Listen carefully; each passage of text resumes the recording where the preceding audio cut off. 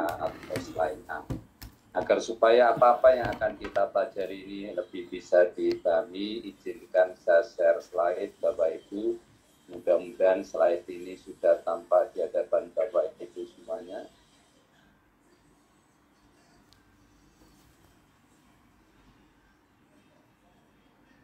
Kalau sudah tampak di hadapan Bapak Ibu semuanya, seperti yang tadi saya utarakan, kita akan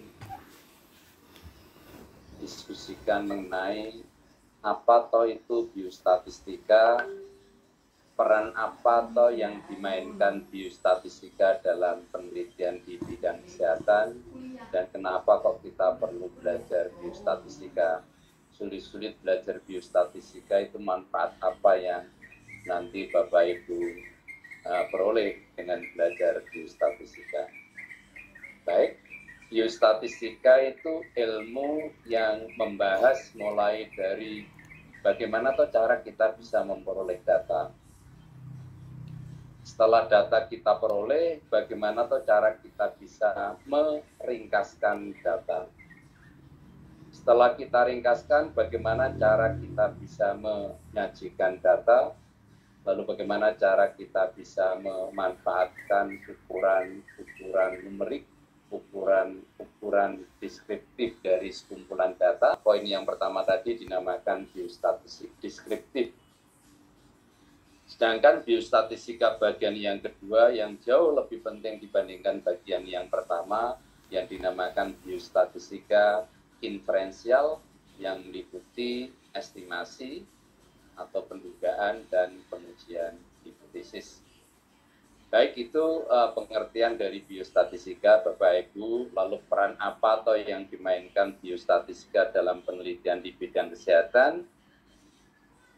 Saya berikan ilustrasi penelitian yang pernah saya ikuti bersama-sama teman-teman yang ada di bagian anak Rumah Sakit Sarjito, Fakultas Kedokteran UGM, dan teman-teman dokter dari Johns Hopkins University dari Amerika.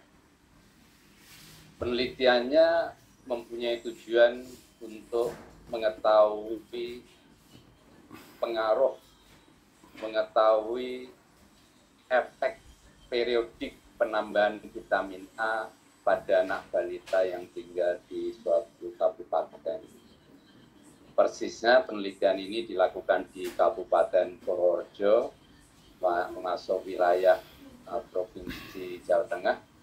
Sebut saja di Kabupaten Purworejo ini ada 10.000 anak balita.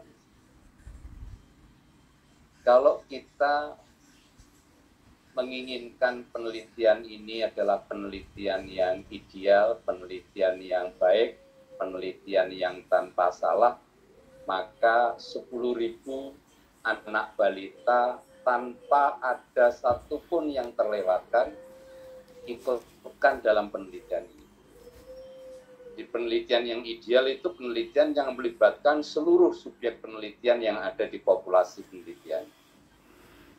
Penelitian yang ideal itu penelitian yang melibatkan seluruh pasien yang ada di populasi penelitian. Dalam contoh ini ada 10.000 anak balita. Konsekuensi apa yang harus ditanggung peneliti kalau penelitiannya melibatkan seluruh anak balita yang ada di populasi penelitian, yang umumnya populasi penelitian itu ukurannya sangat besar. Dalam contoh ini kita hanya mengatakan ada 10.000 anak balita. Jadi konsekuensi yang harus ditanggung peneliti kalau penelitiannya melibatkan 10.000 anak balita, yang pertama tentu saja biayanya itu akan mahal, biayanya akan banyak. Kenapa kok banyak? Karena 10.000 anak balita sebelum mereka kita kasih treatment, sebelum mereka kita kasih perlakuan, maka peneliti harus tahu dulu derajat kesehatan awal tiap-tiap anak balita itu seperti apa. Peneliti harus tahu dulu baseline karakteristik data dengan cara melakukan cek urin, darah, maupun tinja secara lengkap. Jika di antara Bapak Ibu yang ada di Zoom ini punya laboratorium, berapa toh biaya yang harus dikeluarkan peneliti per anak balita untuk cek urin, darah maupun tinja secara lengkap. Jika Bapak Ibu ada yang bisa membantu, kalau cek urin, darah, tinja secara lengkap itu kondisi sekarang ini itu berapa besar?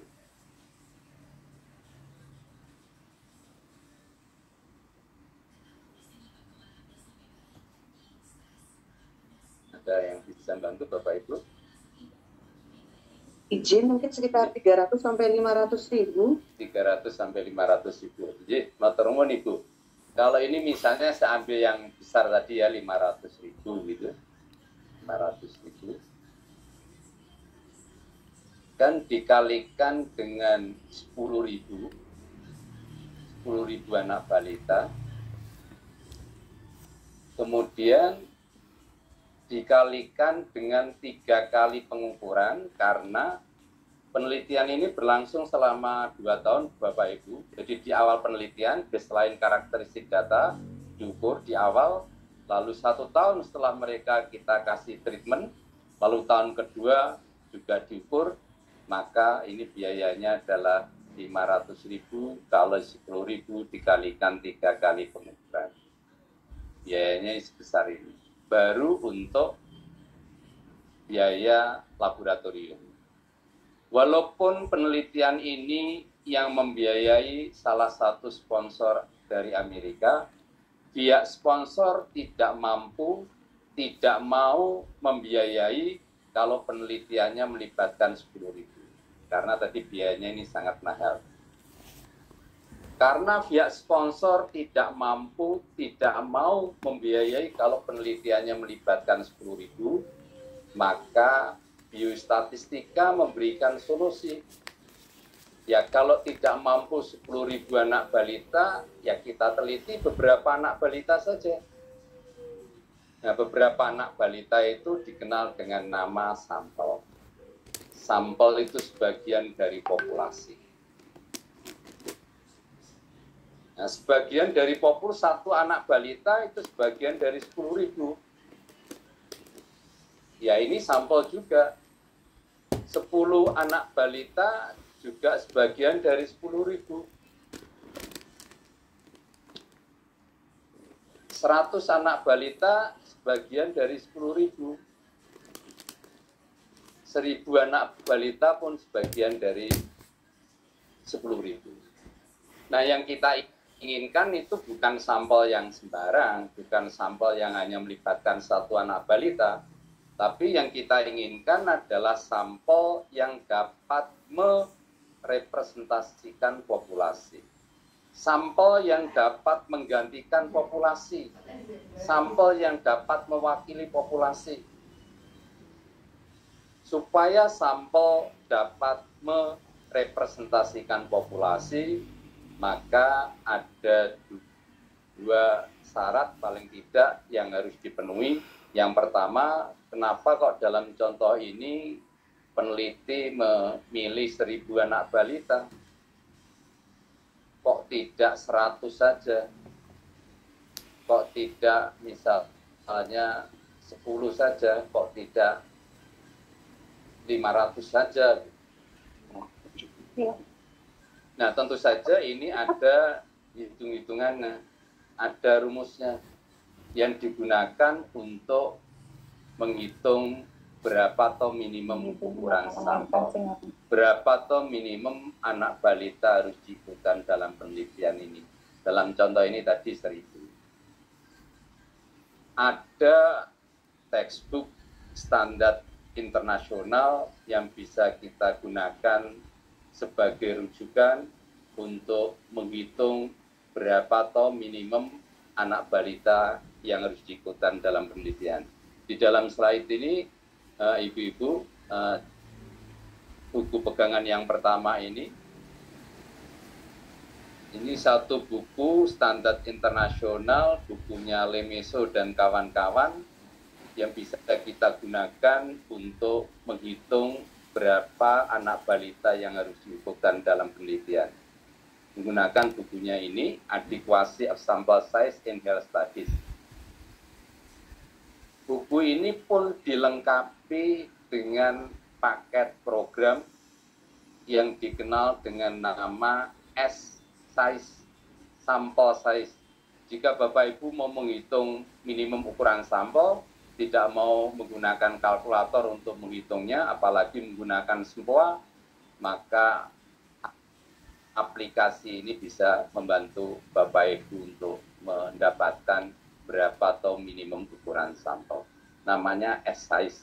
Ini bisa di-download, lalu dengan menggunakan buku pegangan ini dan aplikasi ini, maka minimum ukuran sampel bisa kita peroleh. Dalam contoh ini tadi, kenapa kok 1000? Nah, 1000 ini menggunakan rujukan buku tadi dan menggunakan aplikasi paket program S-Size, Sample Size, lalu kita dapatkan 1000. Tidak cukup hanya dengan menghitung ukuran sampelnya itu 1000, supaya sampel dapat merepresentasikan populasi, maka syarat yang kedua adalah bagaimana cara kita mengambil 1000 di antara 10.000. Cara memilihnya itu seperti apa? Yang dikenal dengan nama teknik pengambilan sampel. Teknik pengambilan sampel macamnya banyak, Bapak Ibu, diantaranya adalah simple random sampling. Sampling acak sederhana. Yaitu teknik pengambilan sampel di mana tiap-tiap anak balita mempunyai kemungkinan yang sama untuk terpilih dalam penelitian ini. Bahasa mudahnya, memilih anak balita tidak pakai cara pilih kasih. Itu yang dinamakan simple random sampling. Jadi memilih 1000 ini tidak sembarangan. Maksudnya sembarangan itu kalau ada anak balita baru main bola begitu, lalu kita tangkap, kita ikutkan dalam penelitian. Anak balita baru jalan-jalan mau ke mall, lalu kita tangkap, kita ikutkan dalam penelitian. Tentu saja tidak seperti itu. Jadi bisa menggunakan simple random sampling kalau karakteristik populasinya itu homogen,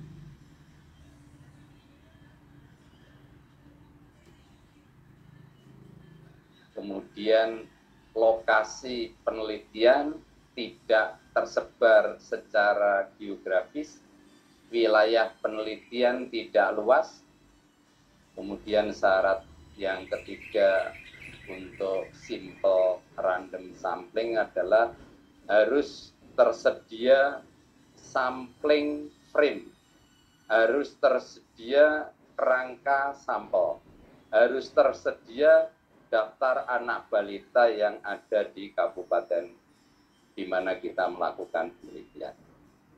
Jika ketiga syarat ini dipenuhi, maka memilih 1000 di antara 10.000 bisa menggunakan simple random sampling.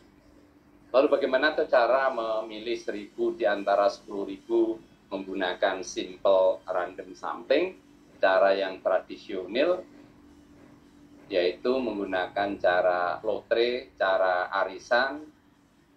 Tiap-tiap anak balita yang banyaknya 10.000 ini, nama tiap-tiap anak balita kita tulis dalam kertas kecil, kita gulung, masukkan dalam kotak, dikocok, lalu kita pilih 1000 di antara 10.000. Itu cara yang tradisional. Lalu cara yang kedua yang menurut saya lebih baik, menggunakan tabel random, menggunakan tabel acak. Di halaman belakang buku biostatistika ada sederetan tabel, salah satunya adalah tabel random. Atau kalau di hadapan Bapak Ibu ada alat komunikasi, ada HP, tinggal Bapak Ibu tulis tabel random, tabel acak, maka Bapak Ibu akan mendapatkan satu halaman tabel yang isinya itu angka-angka yang dinamakan angka acak atau angka random. Cara yang ketiga, jika Bapak Ibu pernah memanfaatkan paket program statistik macamnya banyak. Yang paling powerful dinamakan SAS, Statistical Analysis System. Yang kedua, paket program statistik namanya STATA, Statistical Analysis. Kemudian ada yang namanya BMDP, Biomedical Data Program, yang user friendly bisa menggunakan SPSS. Nah, Bapak Ibu bisa menggunakan satu di antara sekian banyak paket program yang saya sebutkan, lalu memilih 1.000 di antara 10.000 menggunakan paket program tersebut. Tidak perlu waktu yang lama, saya tinggal klik begini saja, maka kita akan tahu 1.000 anak balita itu yang terpilih siapa saja. Itu Bapak Ibu mengenai memilih 1.000 di antara 10.000 menggunakan simple random sampling.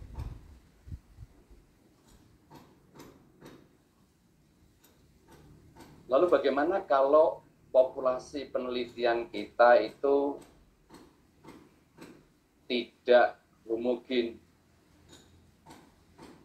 Tentu saja kalau karakteristik populasi penelitian kita tidak homogen, ya kita tidak boleh menggunakan simple random sampling untuk memilih 1.000 di antara 10.000. Lalu teknik sampling yang mana yang cocok digunakan pada populasi yang tidak homogen, yang heterogen? Maka Bapak Ibu bisa menggunakan teknik sampling yang kedua yang dinamakan stratified random sampling, sampling berstrata.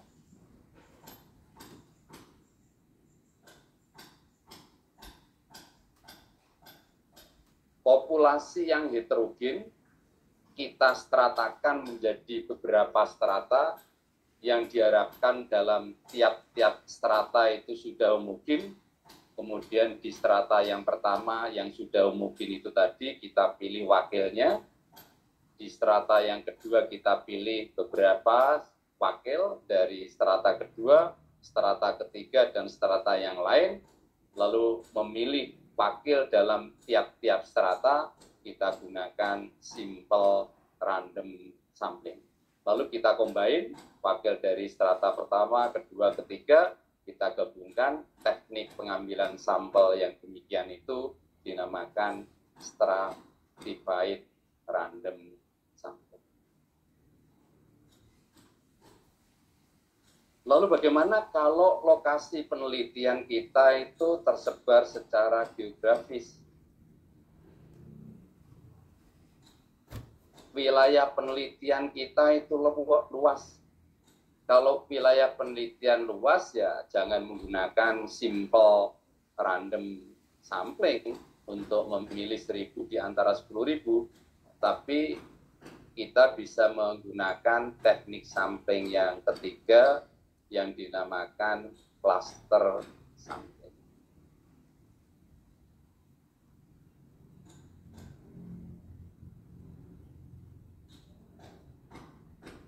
Dan masih banyak teknik sampling yang lain Bapak Ibu, yaitu systematic sampling, kemudian ada sampling yang tidak karuan, purposive sampling, accidental sampling, snowballing sampling, dan yang lain. Itulah peran pertama, peran kedua biostatistika agar supaya sampel kita itu dapat merepresentasikan populasi. Bapak Ibu, kalau saya menjelaskan seperti ini, jika di antara Bapak Ibu ada yang mau tanya, bisa langsung menanyakan, tidak perlu menunggu sampai maghrib di Bapak Ibu. Jadi bisa langsung ditanyakan saja. Baik, kemudian peran ketiga biostatistika yang dimainkan dalam penelitian di bidang kesehatan adalah dengan biostatistika kita akan mampu melakukan random assignment, random allocated.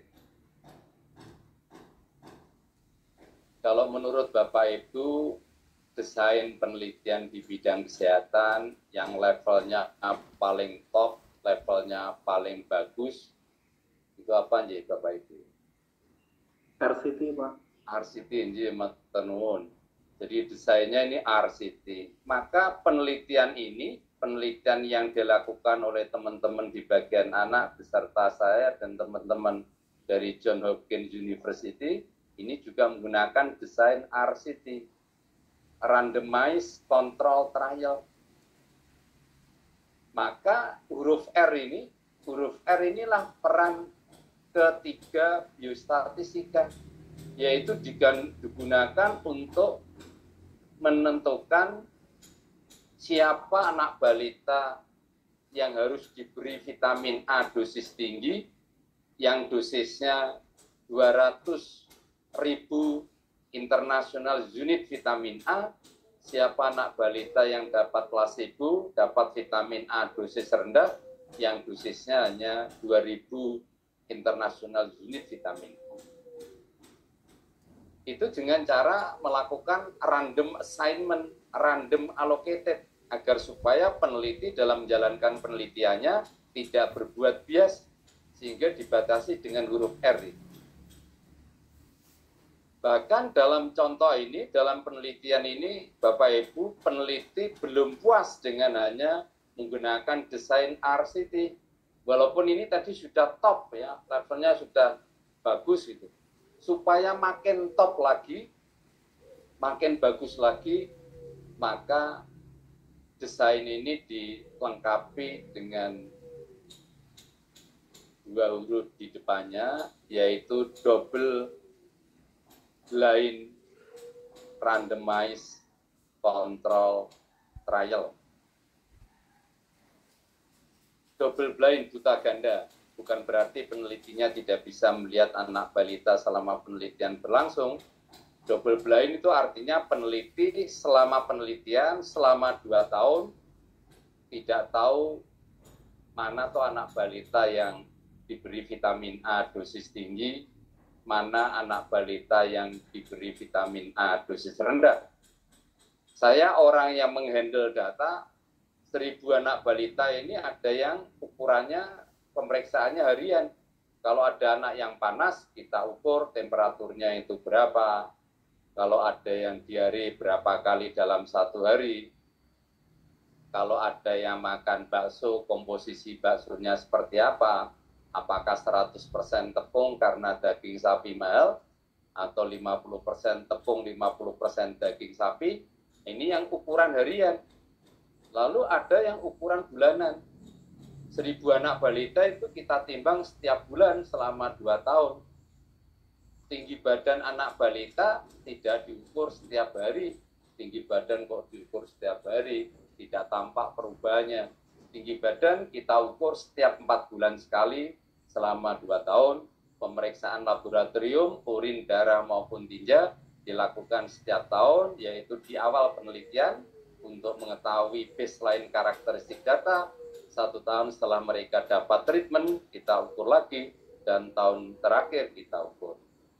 Itu Bapak Ibu, selama penelitian berlangsung selama 2 tahun, saya pun tidak tahu mana anak balita yang dapat vitamin A dosis tinggi, mana anak balita yang dapat vitamin A dosis rendah. Orang tua yang punya anak, yang anaknya ikut penelitian, orang tuanya juga tidak tahu anaknya itu minum apa. Apalagi anak balitanya, ya tentu saja tidak tahu yang diminum itu apa. Satu-satunya orang yang tahu adalah ahli farmasi yang kita hire, ahli farmasi yang kita ikutkan dalam penelitian ini, ahli farmasi yang menghandle pendistribusian vitamin A dosis tinggi maupun dosis rendah. Vitamin A dosis tinggi dan dosis rendah ini kalau kita lihat bentuknya sama persis, warnanya sama persis, beratnya sama persis, baunya sama persis, tidak ada orang yang tahu kecuali ahli farmasi. Nah, penelitian dilakukan sampai seketat itu agar supaya hasil penelitiannya itu fair, agar supaya peneliti dalam menjalankan penelitiannya tidak bisa berbuat yang macam-macam, tidak bisa memberikan intervensi apa-apa selama penelitian berlangsung kecuali memberikan vitamin A dosis tinggi dan dosis rendah. Itulah Bapak Ibu peran ketiga yang dimainkan biostatistika dalam penelitian di bidang kesehatan. Tentu saja topik 1, 2, 3 ini akan kita cover, akan dibahas pada pertemuan yang ini Bapak Ibu mengenai besar sampel tentu saja. Jadi di awal Januari, pertengahan Januari, kita akan belajar mengenai berapa toh minimum pasien harus diinputkan dalam penelitian. Karena untuk menghitung besar sampel ini, besar sampel itu dipengaruhi oleh banyak faktor Bapak Ibu. Di antaranya adalah sampling error. Kalau kita menginginkan penelitiannya itu errornya kecil, kalau errornya kecil ekivalen dengan penelitiannya bagus, konsekuensinya ukuran sampelnya akan banyak. Besar sampel dipengaruhi juga oleh tingkat keyakinan, tingkat kepercayaan, tingkat konfidensi yang secara internasional disepakati besarnya 95%. Tapi kalau Bapak Ibu menginginkan 96%, lebih baik lagi, apalagi 100%.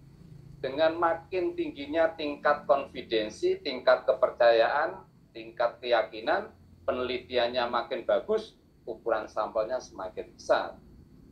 Lalu ukuran sampel juga dipengaruhi oleh power kekuatan penelitian yang dibatasi minimum penelitian yang masih bisa diterima dalam suatu jurnal adalah powernya itu 80%. Kalau Bapak Ibu menginginkan power yang lebih tinggi, 85%, 90%, 95% makin bagus, tapi ukuran sampelnya akan semakin besar.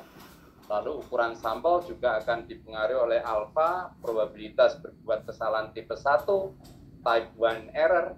Kalau alfanya kita perkecil, errornya kita perkecil, penelitiannya bagus, konsekuensinya ukuran sampelnya juga makin besar. Nah, yang itu nanti akan dibahas di tahun yang awal tahun 2025 ini Bapak Ibu mengenai ukuran sampel. Jadi kita akan belajar ini 2 kali pertemuan.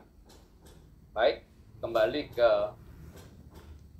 peran biostatistika yang keempat adalah dengan biostatistika kita akan mampu melakukan cek kualitas data.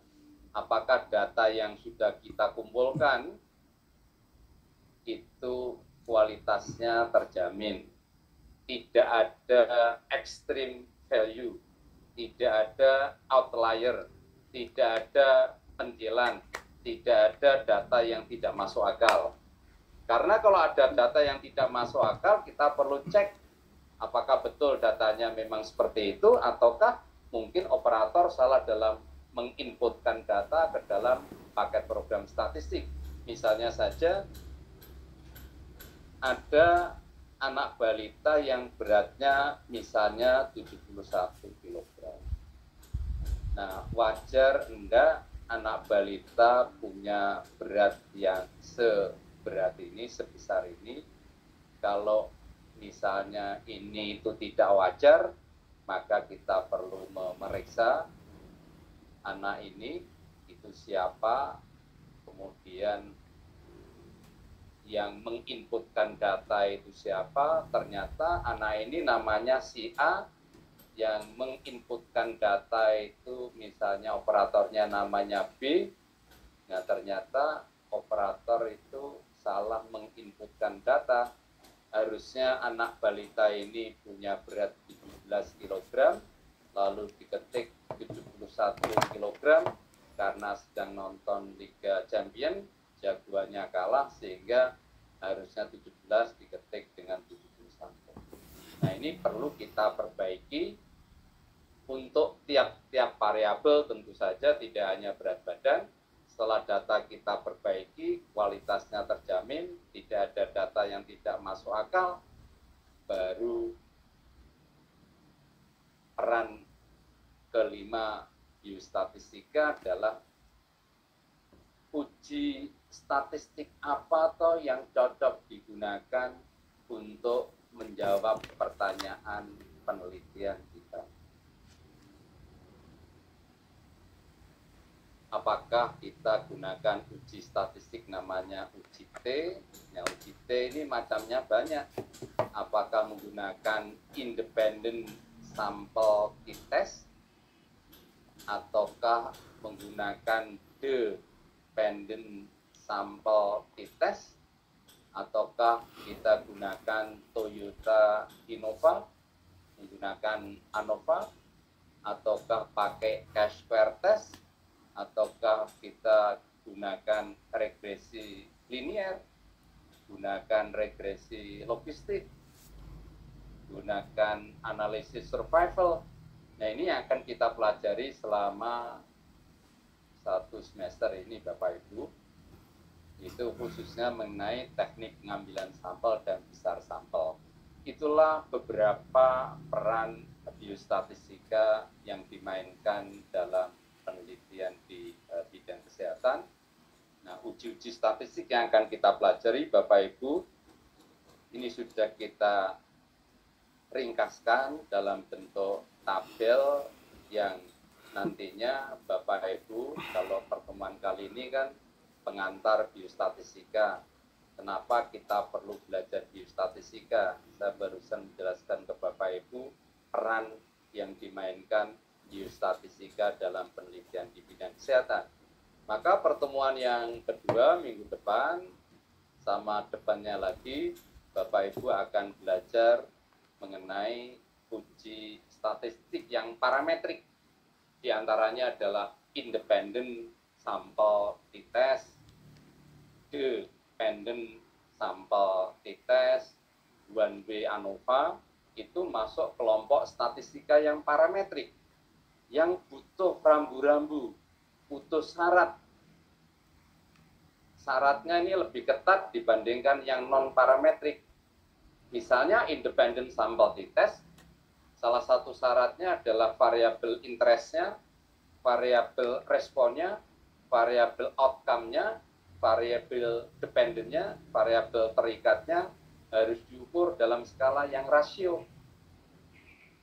Nah, tidak cukup hanya variabel interest-nya diukur dalam skala yang rasio, tapi butuh syarat yang kedua, misalnya datanya yang skalanya rasio tadi harus bisa ditunjukkan mengikuti distribusi normal. Lalu bagaimana cara menunjukkan data itu mengikuti distribusi normal atau tidak? Banyak cara bisa kita gunakan untuk menunjukkan data itu normal atau tidak. Bisa menggunakan plot, histogram, menggunakan plot, box plot, menggunakan plot, p-plot, normal probability plot, bisa menggunakan pengujian hipotesis, yaitu Kolmogorov-Smirnov test, menggunakan Shapiro-Wilk test. Itu fasilitas yang bisa kita gunakan untuk menunjukkan data itu normal atau tidak yang diperlukan dalam uji statistika yang parametrik. Ya, independent t-test butuh syarat normal, dependent sample t-test butuh syarat datanya harus mengikuti distribusi normal, ANOVA pun. Lalu bagaimana kalau data yang kita punyai itu tidak bisa ditunjukkan mengikuti distribusi normal? Kalau datanya tidak normal, lalu apakah kita tidak bisa mengolah datanya begitu? Kalau datanya tidak normal, maka kita bisa mencari alternatifnya, mencari metode statistik yang tidak pakai syarat normal-normalan. Metode statistik yang bebas distribusi, yang dikenal dengan nama metode statistik yang non-parametrik.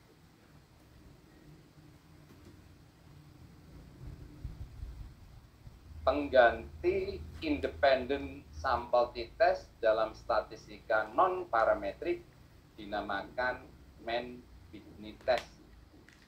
Pengganti dari independent t-test namanya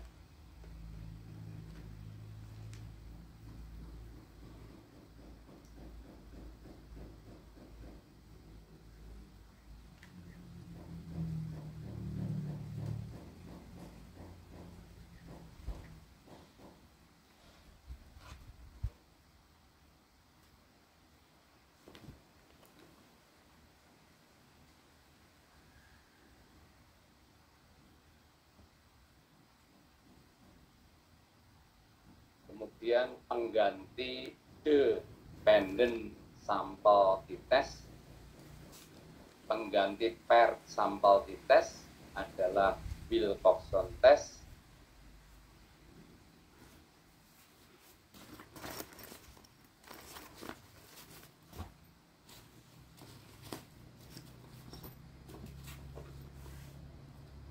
Kemudian pengganti ANOVA dinamakan Kruskal-Wallis test, yang statistika parametrik maupun non parametrik akan dibicarakan pada pertemuan minggu depan sama minggu depannya lagi Bapak Ibu.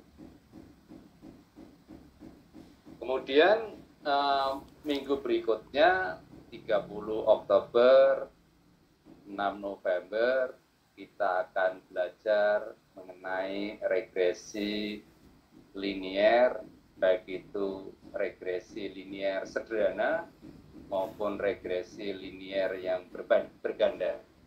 Regresi linier ini umumnya digunakan untuk analisis yang multivariabel.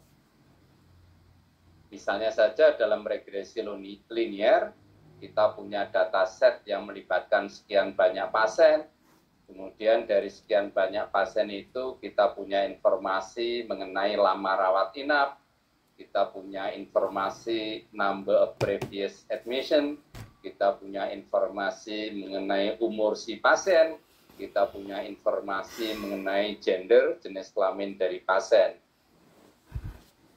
Nah, dengan menggunakan regresi logistik, kita bisa meramalkan lama rawat inap calon pasien yang masih berada di tempat pendaftaran.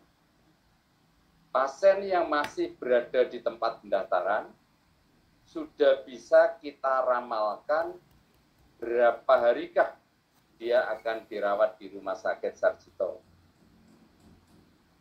Nah, itu kita bisa menggunakan regresi linier dengan variabel Y-nya, variabel dependent-nya, variabel respon, variabel outcome-nya, variabel terikatnya ini yang loss tadi, length of stay.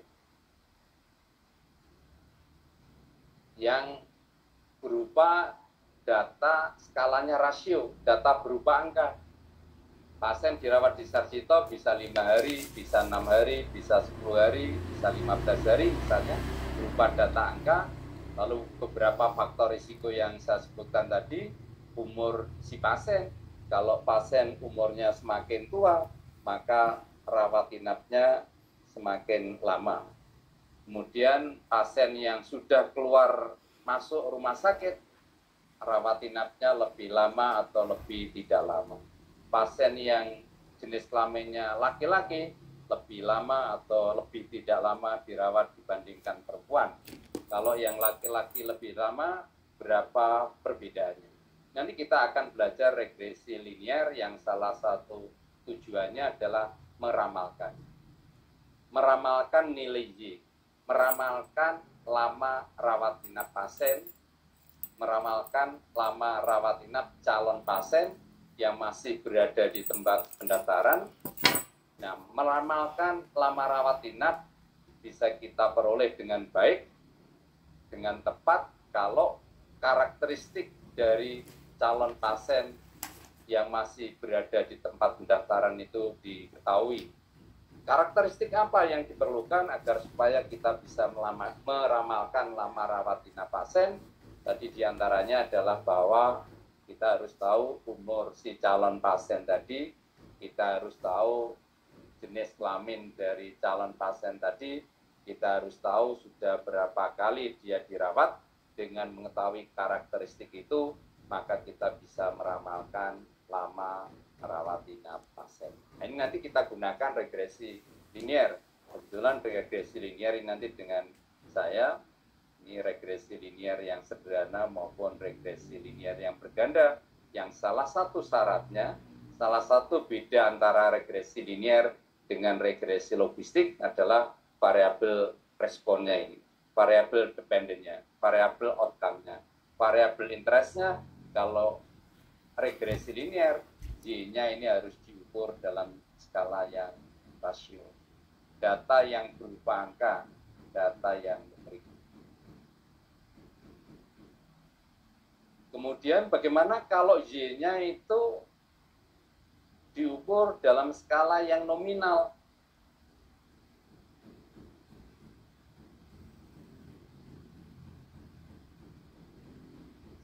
Misalnya Y-nya itu pasien yang dirawat di bagian jantung, apakah dia jantung koroner atau tidak, itu nominal. Jantung koroner, tidak jantung koroner. Ibu hamil bisa melahirkan bayi BBLR atau tidak BBLR, itu nominal. Kalau Y-nya nominal, maka regresi yang kita pelajari bukan regresi linier, tapi regresi logistik yang tujuannya mirip dengan regresi linier, yaitu salah satu tujuan regresi logistik, salah satu tujuan regresi linier adalah meramalkan. Kita bisa meramalkan seorang ibu yang hamil, walaupun usia kehamilan masih 6 bulan, asalkan karakteristik dari ibu hamil tersebut diketahui, maka kita bisa meramalkan peluang, probabilitas ibu hamil tadi itu akan melahirkan bayi yang BBLR itu berapa besar. Apakah 100% peluangnya? Kalau 100% itu artinya pasti ibu hamil ini melahirkan bayi yang BBLR. Atau peluangnya itu 0%, pasti tidak BBLR. Atau 50% atau 60%. Walaupun tadi usia kehamilannya itu masih 6 bulan. Nah, agar supaya kita bisa meramalkan dengan tepat, dengan baik, maka kita harus tahu karakteristik dari ibu yang hamil ini. Karakteristik apa yang diperlukan agar supaya kita bisa meramalkan peluang ibu hamil, probabilitas ibu hamil melahirkan bayi yang BBLR? Misalnya saja kita harus tahu umur dari si ibu hamil ini. Kalau ibu hamil misalnya umurnya di atas 35 tahun, tentu saja resiko melahirkan bayi yang BBLR lebih tinggi dibandingkan ibu hamil yang usianya antara 20 sampai 35 tahun. Kemudian yang kedua adalah misalnya asupan gizi ibu hamil. Kalau ibu hamil kok asupan gizinya itu tidak seimbang, asupan gizinya itu jelek, buruk, maka resiko melahirkan bayi yang BBLR akan lebih tinggi dibandingkan ibu hamil yang asupan gizinya itu diperhatikan. Ya, asupan gizinya seimbang atau cukup. Lalu yang ketiga tentu saja perawatan ibu selama hamil. Frekuensi antenatal care pada first trimester, kalau ibu hamil kok sama sekali tidak pernah kontrol ke dokter spesialis kandungan pada first trimester, maka risiko melahirkan bayi yang BBLR akan lebih tinggi dibandingkan ibu hamil yang kontrol ke dokter spesialis kandungan pada first trimester.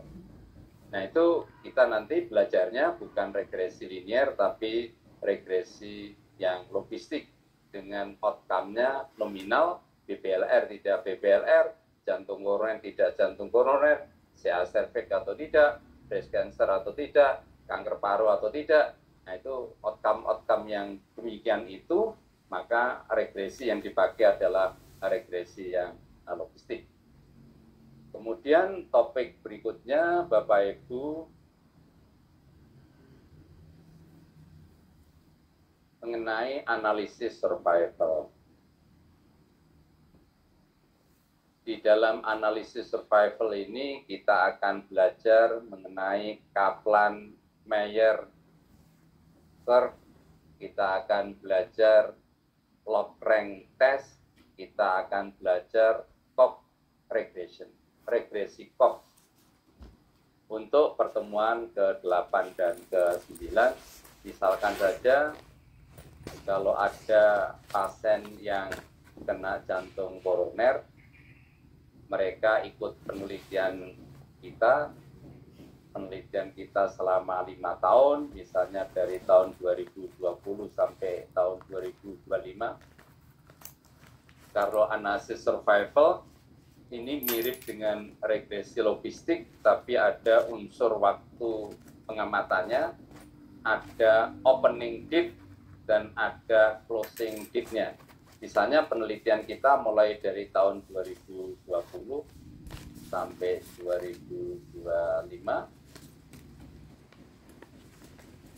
ada pasien yang kena penyakit jantung ikut penelitian kita, masuk penelitian tahun 2021, kemudian mereka dilakukan suatu tindakan, dilakukan suatu operasi jantung.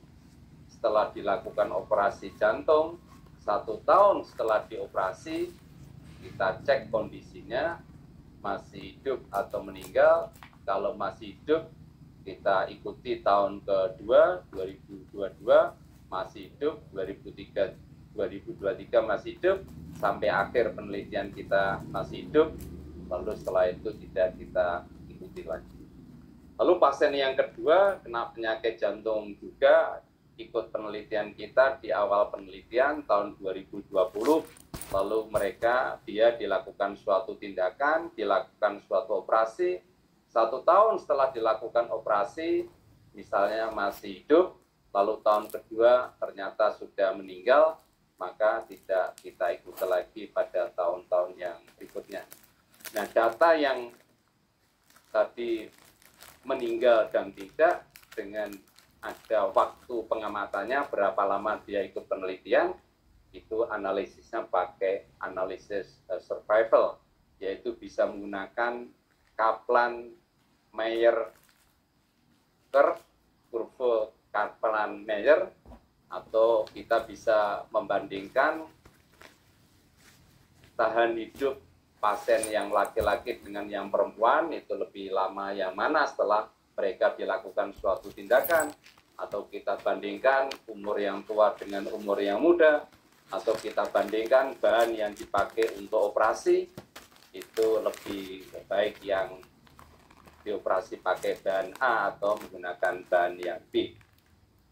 Bisa menggunakan log rank test kalau kita ingin bandingkan entah gendernya atau usianya atau bahan yang dipakai untuk operasi jantung tadi. Kemudian kalau faktor-faktor lain kita ikutkan, maka kita bisa mempelajari namanya regresi Cox atau Cox regression.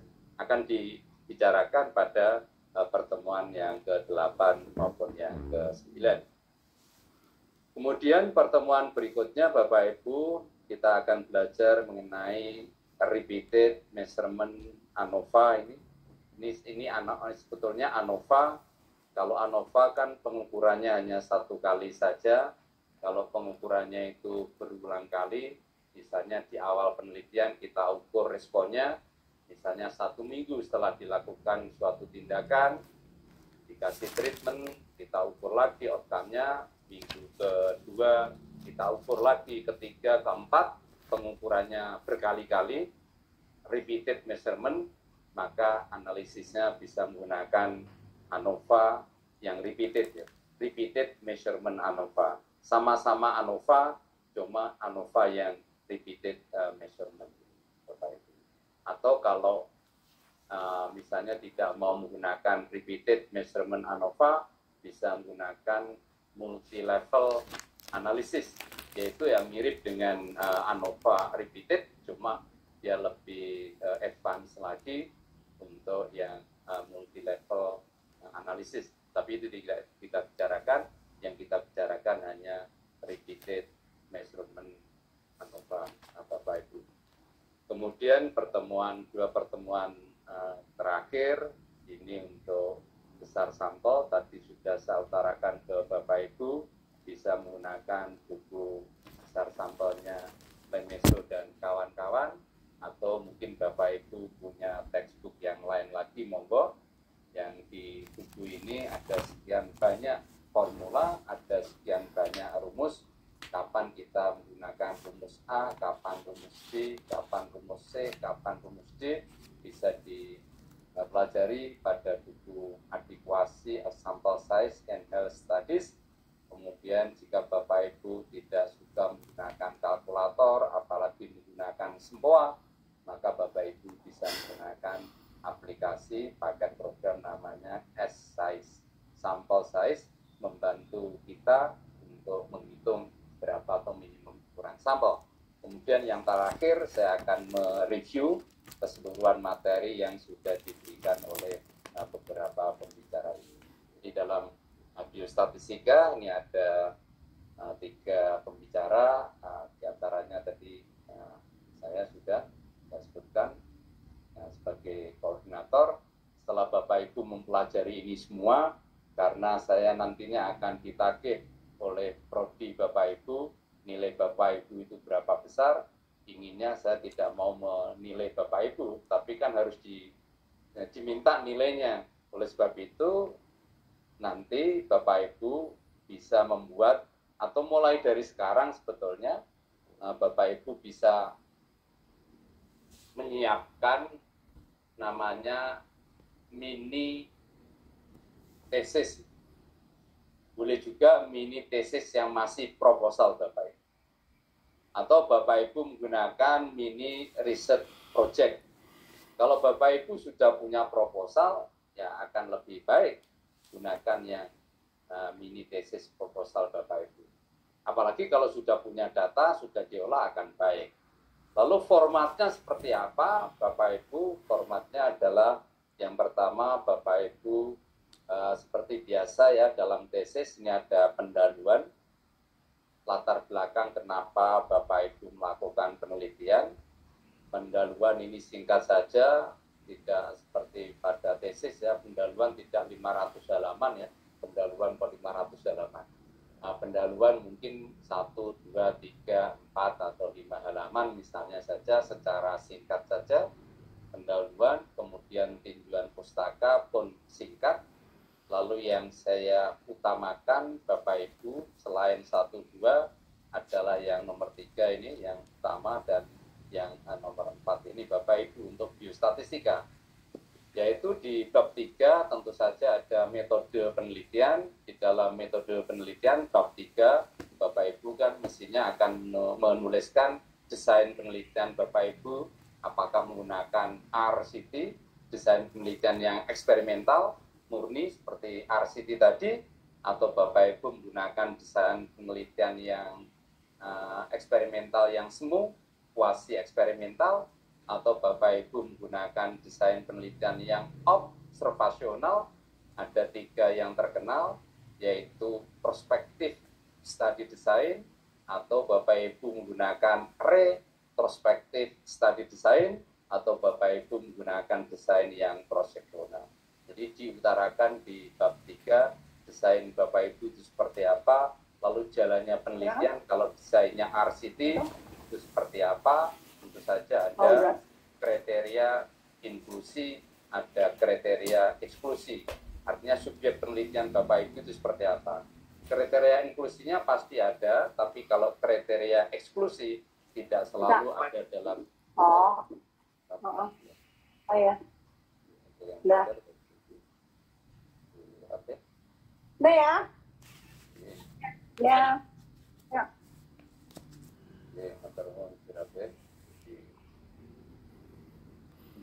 Yuk. Baik. Lalu yang kedua, di samping desain penelitian Bapak Ibu sebutkan, subjek penelitiannya tadi ada kriteria inklusi, siapa tuh yang diikutkan dalam penelitian Bapak Ibu bisa mengutarakan, itu apakah anak balita, apakah dewasa, atau yang lain, monggo subjek penelitiannya. Kemudian ada kriteria inklusi, kalau memungkinkan ada eksklusi ya disebutkan kriteria eksklusinya seperti apa. Kemudian Bapak Ibu harus menentukan berapa atau minimum ukuran sampel. Tadi di pertemuan keberapa tadi itu kan ada Bapak Ibu belajar bersama dengan kita minimum ukuran sampel.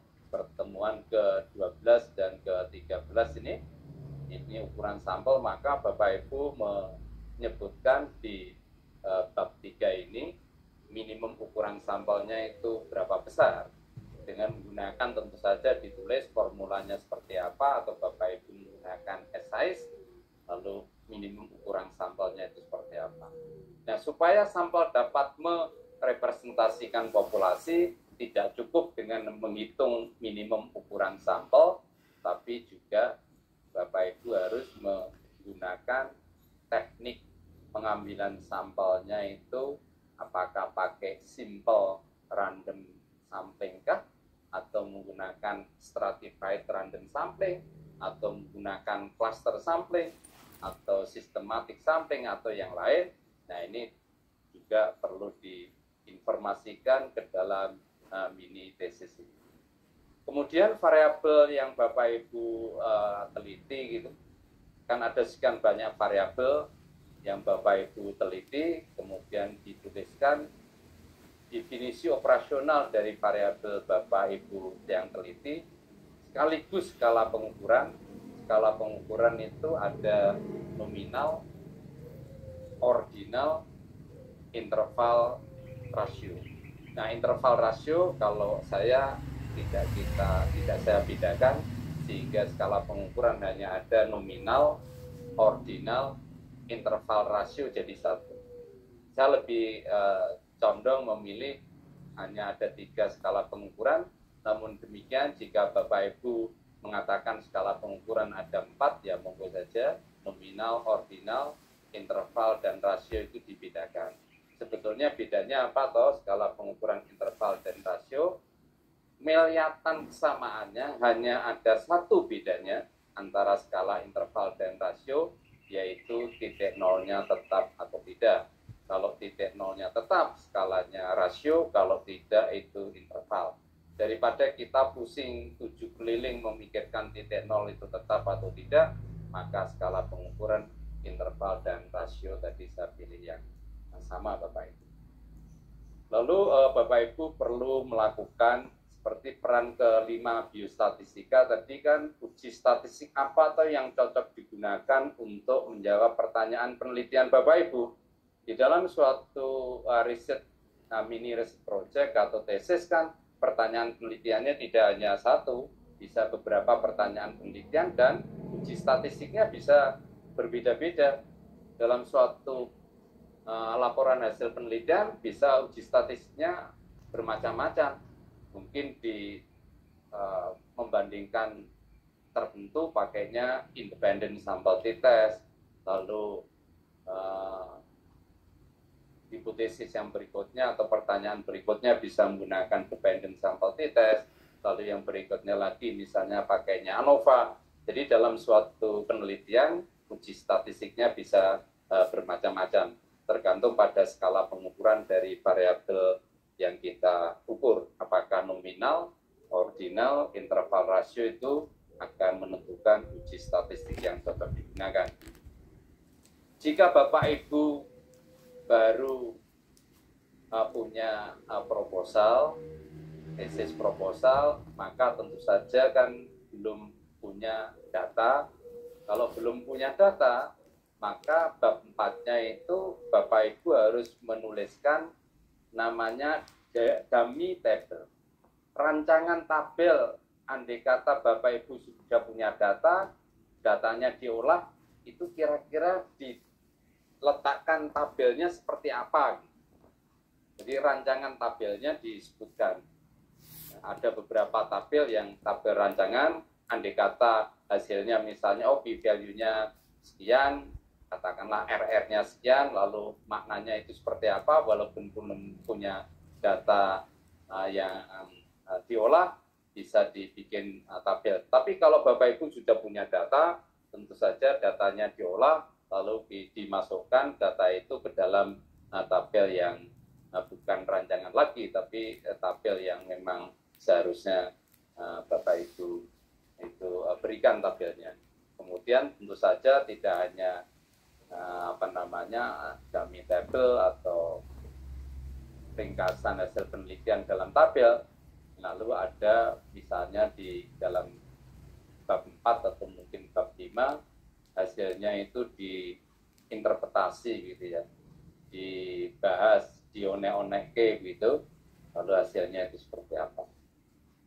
Itu Bapak Ibu mengenai nanti assessment tugas yang Bapak Ibu harus lakukan, bisa dimulai dari sekarang, Bapak Ibu bisa nyicil gitu, tapi akan kita tagih, kita minta mungkin karena tadi jadwalnya sampai awal Januari, tadi saya tidak mencek ininya, kan jadwalnya itu sampai minggu ketiga atau akhir Januari, maka Bapak Ibu ya melaporkan ini. Kalau kita beri waktu tambahan katakanlah 2 minggu gitu dari ini, kan Bapak Ibu bisa mulai dari sekarang. Sebetulnya kalau sudah semuanya ya dikumpulkan tidak apa-apa. Nanti upload di semester, maka Bapak Ibu saya akan bisa mendapatkan pekerjaan Bapak Ibu. Mungkin ini tidak Januari ya, Februari lah begitu. Bisa 2 minggu atau 3 minggu setelah biostatistika ini yang berakhir Bapak Ibu. Itu yang kita namakan kontrak pembelajaran, dan tadi peran biostatistika yang dimainkan dalam penelitian di bidang kesehatan. Kontrak pembelajarannya tadi, topik apa saja yang akan kita pelajari sudah saya utarakan ke Bapak Ibu. Ini buku pegangannya tidak hanya 2 buku pegangan ini saja Bapak Ibu. Bapak Ibu bisa menggunakan pegangan yang lain selain ini, selain 2. Ini ada beberapa buku yang bisa Bapak Ibu gunakan untuk mempelajari lebih dalam lagi. Ada bukunya Glenn, kemudian ada bukunya Daniel, kemudian ada bukunya Rosmer dan kawan-kawan. Ini untuk regresi logistik. Lalu ada bukunya Rosner juga. Jadi topiknya sudah, buku pegangannya sudah, kemudian sistem penilaian, Bapak Ibu akan dapat A atau selain A, tugasnya sudah saya utarakan di sini. Kemudian peran yang dimainkan biostatistika tadi pun secara singkat sudah saya utarakan ke Bapak Ibu. Kalau ada pertanyaan, komentar dari Bapak Ibu, monggo.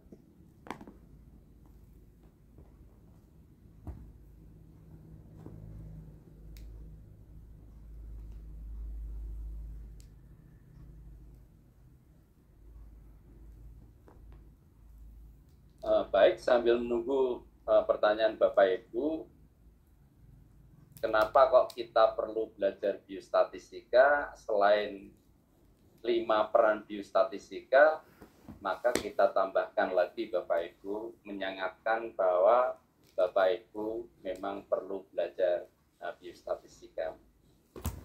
Kalau kita perhatikan slide ini Bapak Ibu, ini Glenn, bukan Zulaila ya. Glenn tahun 1989 itu melakukan kajian, melakukan literatur review terhadap ratusan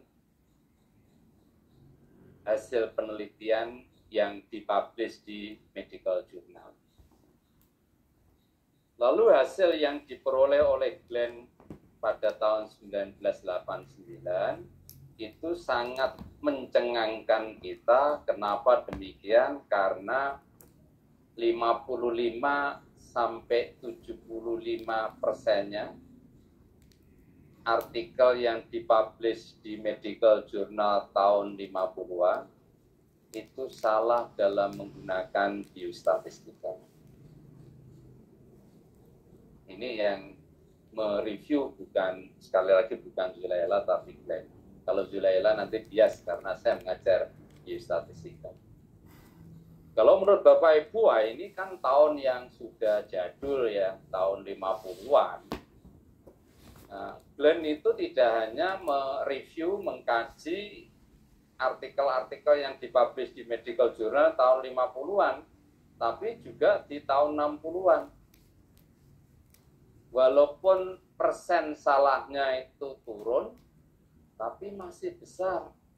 40-60% artikel yang dipublish di medical journal tahun 60-an salah dalam menggunakan biostatistika. Lalu tahun 7 bulan pun demikian, walaupun persen salahnya itu sudah turun, tapi masih tinggi 30-50%. Itu yang dilakukan oleh Glenn. Kemudian ada penerusnya Glenn, yaitu Erkan dan kawan-kawan. Erkan dan kawan-kawan ini meneruskan apa yang sudah dicapai oleh Glenn. Erkan dan kawan-kawan ini mengkaji hanya 2 jurnal saja, yaitu jurnal yang berwarna merah dan jurnal yang berwarna biru. Kalau Glenn tadi itu banyak jurnal. Erkan ini hanya 2 jurnal berwarna merah dan berwarna biru. Lalu hasil yang diperoleh oleh Erkan dan kawan-kawan untuk jurnal yang berwarna merah ternyata konsisten dengan hasil yang diperoleh oleh Glenn, yaitu 40% dari 164 artikel yang direview oleh Erkan dan kawan-kawan ini itu salah dalam menggunakan biostatistika, dan salahnya itu tidak kecil, salahnya itu fatal, salah yang besar, dosa yang tidak bisa diampuni. Nah, bukan ya, ini maksudnya salahnya itu fatal. Sedangkan jurnal yang berwarna biru lebih baik dibandingkan yang berwarna merah karena hanya 19% dari 145 artikel yang dipublish di jurnal berwarna biru ini itu salah dalam menggunakan biostatistika dan salahnya itu fatal.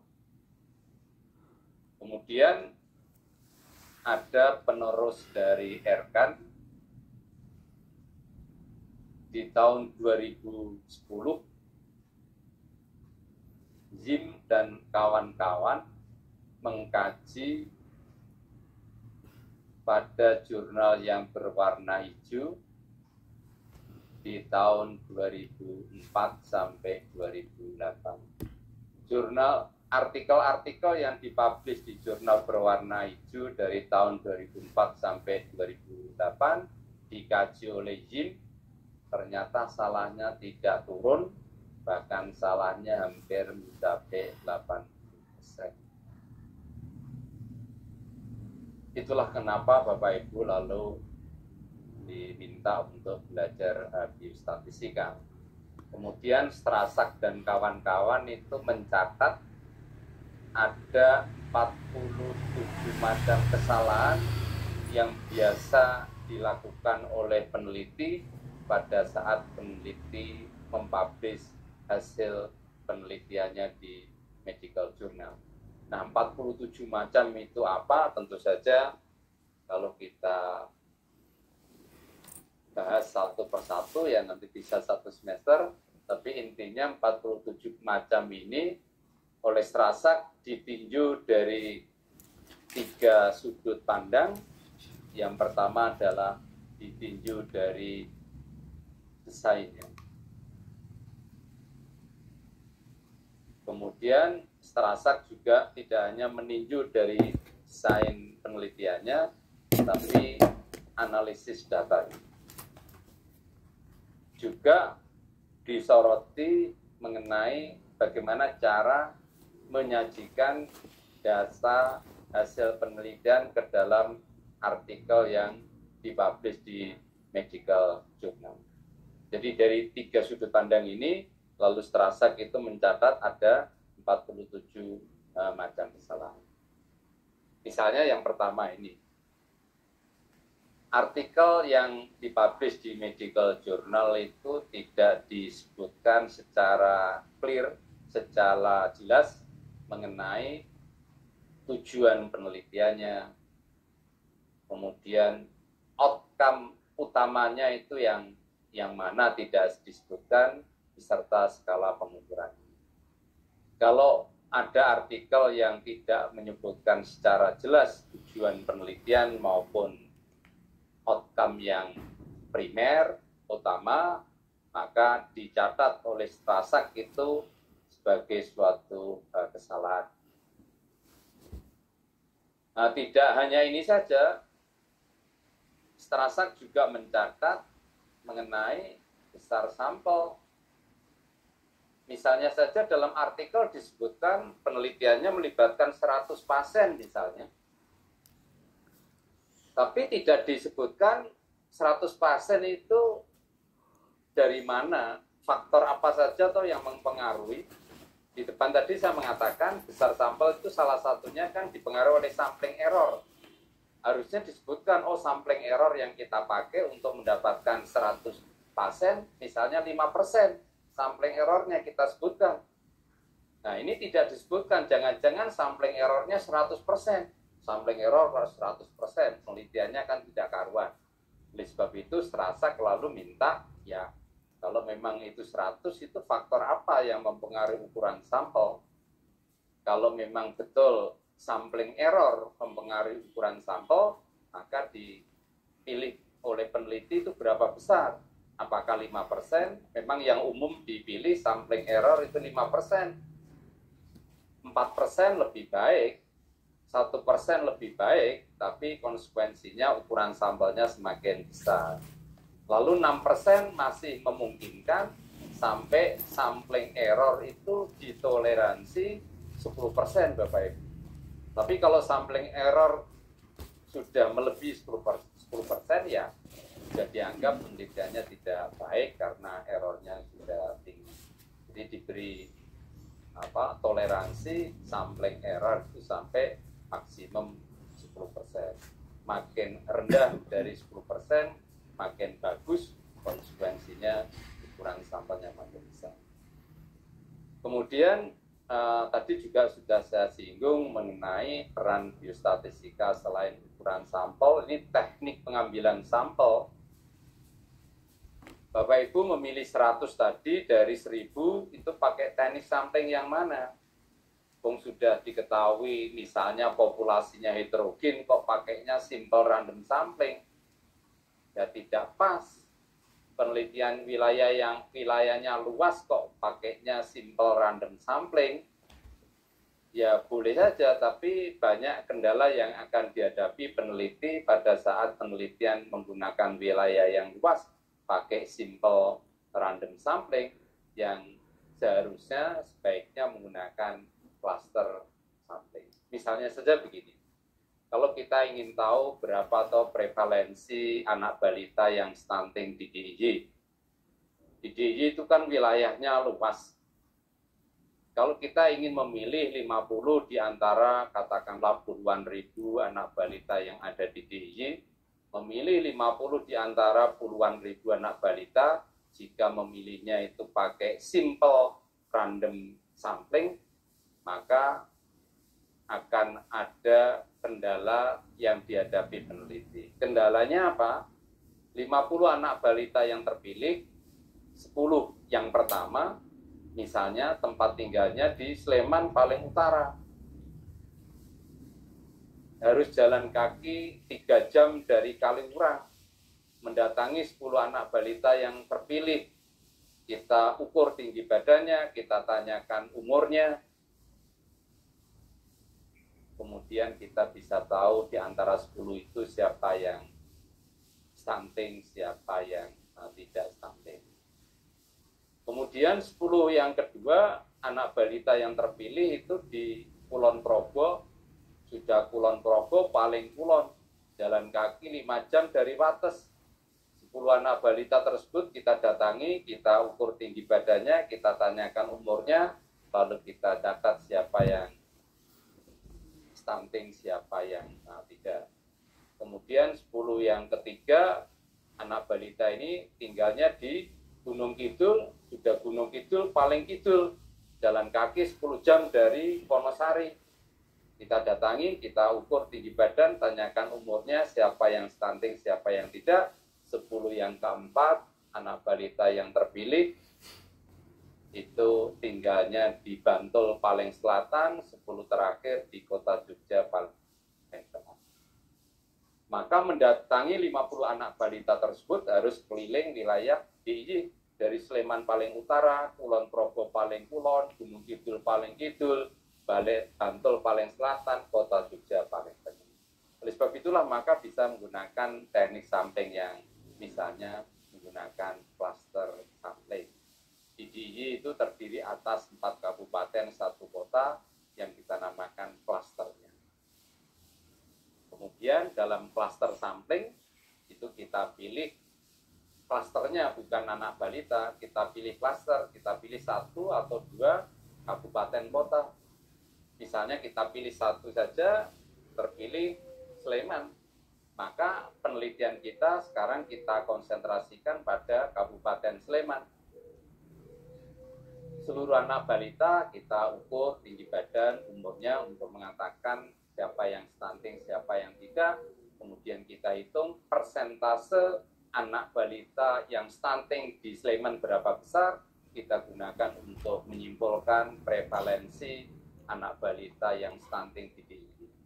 Kalau Sleman menurut Bapak Ibu wilayahnya masih luas, Sleman terdiri atas kecamatan, misalnya kita pilih 2 kecamatan, di antara puluhan kecamatan yang ada di Kabupaten Sleman, 2 kecamatan yang terpilih, anak balita yang tempat tinggalnya di 2 kecamatan terpilih, kita ukur tinggi badan, kita tanyakan umurnya, kita catat siapa yang stunting, siapa yang tidak, kemudian kita hitung persentase anak balita yang stunting di 2 kecamatan terpilih.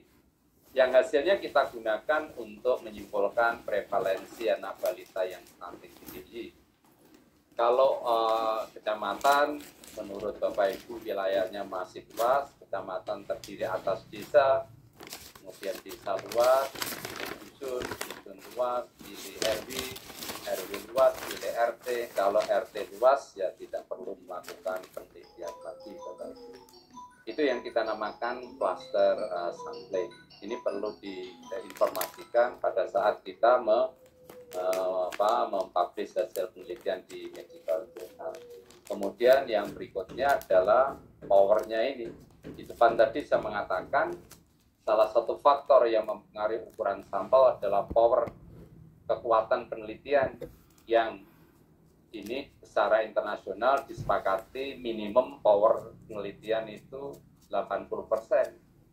Kalau power penelitiannya kok 70% ya tentu saja artikel yang diperoleh dari penelitian dengan power yang rendah tentu saja akan tidak diterima oleh jurnal yang kualitasnya baik.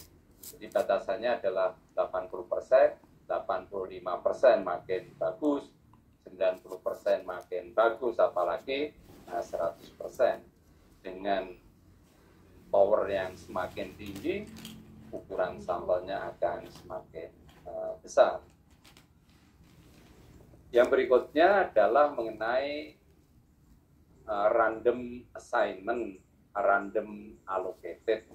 Nah, ini apakah dalam penelitian itu diinformasikan mengenai cara melakukan randomisasinya atau tidak? Kalau memang desainnya itu RCT, kalau desainnya bukan RCT ya tentu saja tidak ada random allocated atau random assignment gitu, tidak ada randomization.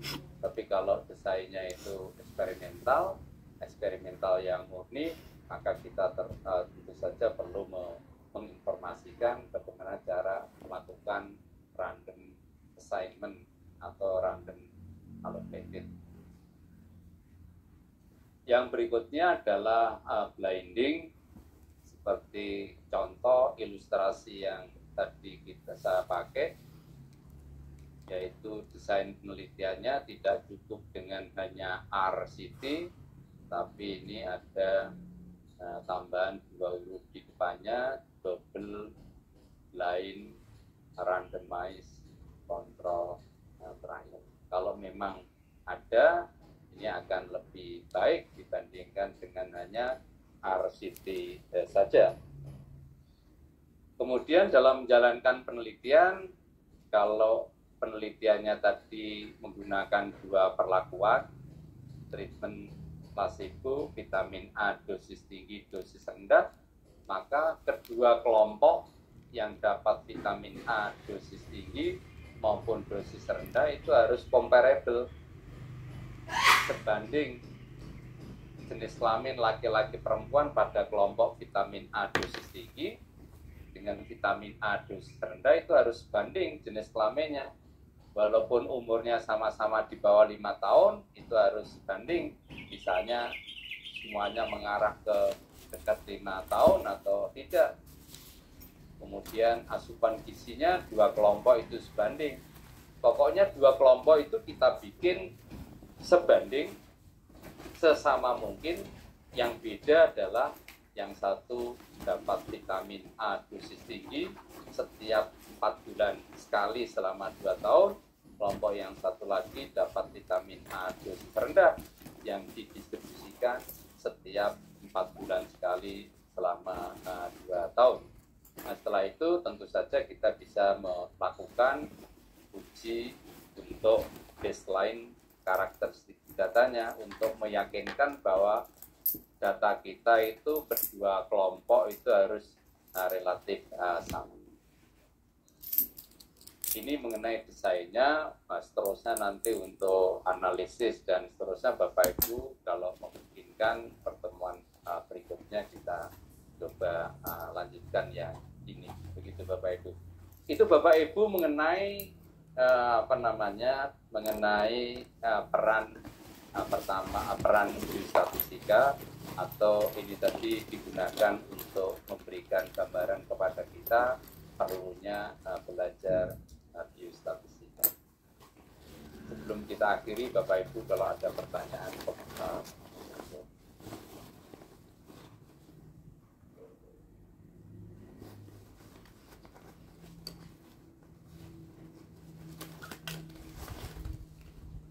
baik Bapak Ibu, kalau memang tidak ada, saya kira itu yang bisa kita pelajari bersama pada pertemuan perdana biostatistika ini.